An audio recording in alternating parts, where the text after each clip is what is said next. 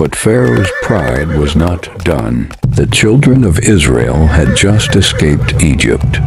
But before them was the Red Sea, and behind them Pharaoh's army closing in. Fear rose among them. Were there no graves in Egypt? Why bring us here to die? Yet in that moment of despair, God whispered through his servant, "Stand still." For the battle was his, not theirs.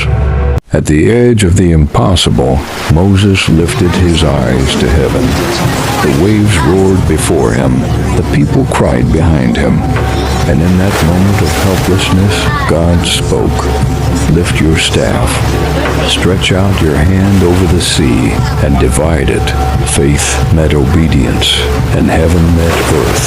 The winds began to move, and creation bowed to its maker. Then it happened. The sea stood aside. Walls of water rose like pillars of light on both sides, and a dry path appeared where death once reigned. The people walked through on dry ground, their steps echoing through a miracle carved by the hand of God.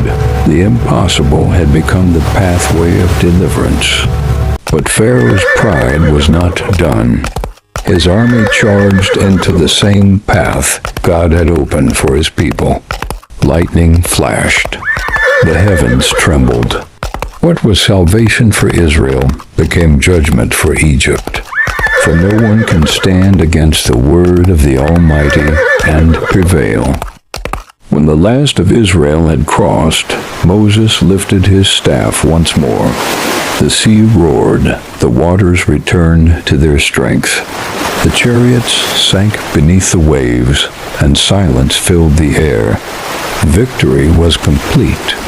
The Lord had fought for his people, and the impossible had bowed to his power.